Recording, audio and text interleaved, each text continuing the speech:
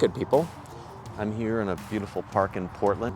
I want to talk to you about this really crucial reform, government reform, that I think everybody from like MAGA right to far left could agree on. And it's a relatively simple fix. So if you agree with me after you watch this video, share this and let's demand that both presidential campaigns agree to make this change.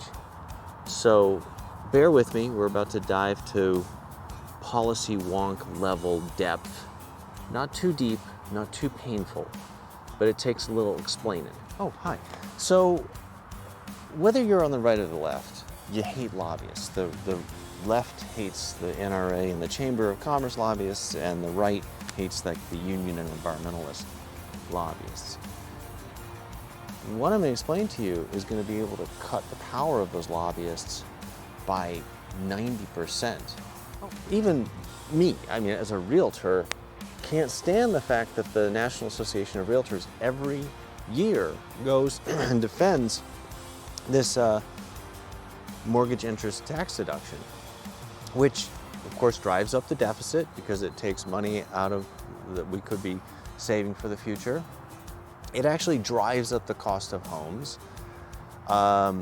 And it is one of the reasons why it's harder to find a home for new home buyers. And I actually think it favors wealthier people. I think that probably 10 or 20% of a home's price could come down if we didn't have the mortgage interest tax deduction over all these years. And there are other ways to incentivize home buying. But anyway, that's an aside. That's a very special interest that could be affected by this very, very simple change. And I promise to get to that solution in a second after one more point. Do you know that you can get a 760,000% return on investment if you're a business and you're lobbying? That comes from an organization called Represent.us, and they're a reform group. I don't agree with everything they do, but they're talking about something that is broadly understood with Americans, but you know, media and social media all pit us against each other, so nobody's talking about this very, very important common ground. Well, and that common ground reform is to restrict lobbying, but I hear you say, Ken, you can't restrict lobbying. It's allowed for in the First Amendment, your right to redress government, to which I say, person, insert name here, I know that and you know that. Let's review the First Amendment real quick. It says, Congress shall make no law respecting an establishment of religion or prohibition of the free exercise thereof or abridging the freedom of speech or of the press or of the right of the people to peaceably assemble and to petition the government for a redress of grievances. Nothing in there says that you can't restrict the act of making a contribution. Let's focus on how we can legally stop all lobbying contributions, most notably at the federal level. It's really very simple. We already have a precedent to define lobbying as a profession that must be restricted in that way for the common good. And all we have to do is look at the banking and finance industry. Paradoxically, this is a group that benefits a lot from lobbying, but they've already set rules in place decades ago that recognize a very core principle. Giving money to government officials has an unfair effect on their markets. Well, replace their markets with public policy. And that's it. That's the value that they've had in place since the 1940s, that all we have to do is transfer that over to Congress. Sounds simple, but let me tell you some more. So, if you look at the financial regulatory authorities, Rule 37, sure, I mean, we run across that all the time, right?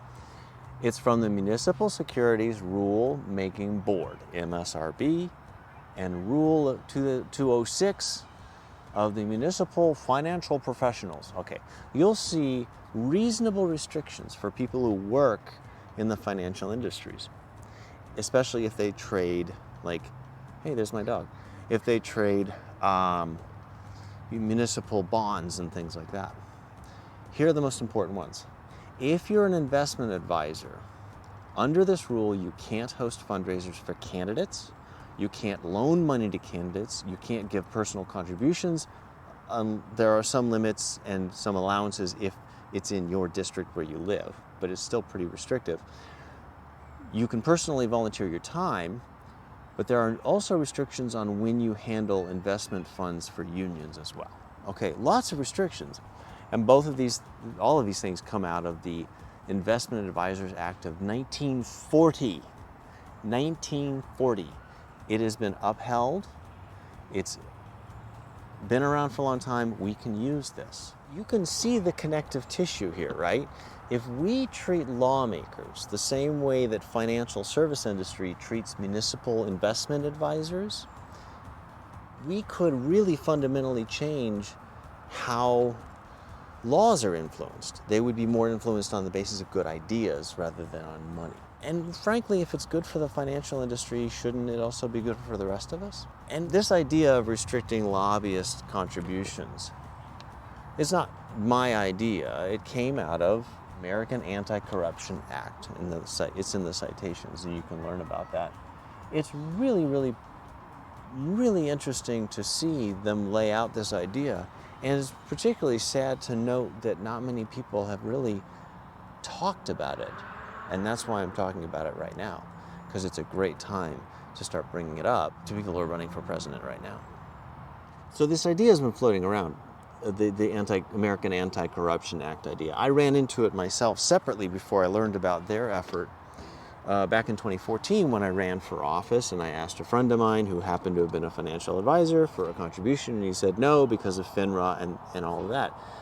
And so it made a lot of sense to me. Take that principle and apply it to lobbyists. Take the principle for municipal advisors and apply it to lobbyists. It's the same value. But I hear you say, Ken, wouldn't this Supreme Court just knock this down? I mean, after all, they're the dark money Supreme Court.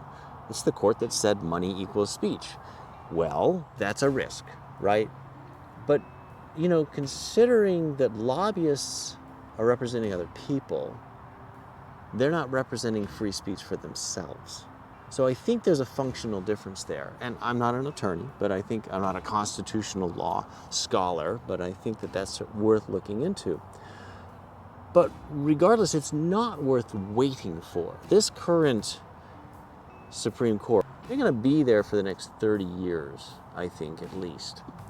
And I think it's worth us pushing this forward and having the debate in front of the Supreme Court. And if they rule the wrong way on it, obviously, I think it would put pressure on reform to change the Supreme Court, as if there's not enough already. But, maybe that's Pollyannish. But we're not solving our problems the way it is now. And this one idea it's not a panacea. It's not going to solve all these problems. But it's one very key part of the puzzle, because we can't make good policy if we don't have real conversations and the best ideas win. If you're a Republican and you think you have the best ideas, or you're a Democrat and you think you have the best ideas, you should not be afraid to get rid of lobbying contributions. I dare you. We could have a world where lobbyists have to win the argument based on having a better idea. And isn't that worth striving for? And that's not a world that scares me. What we have now scares me.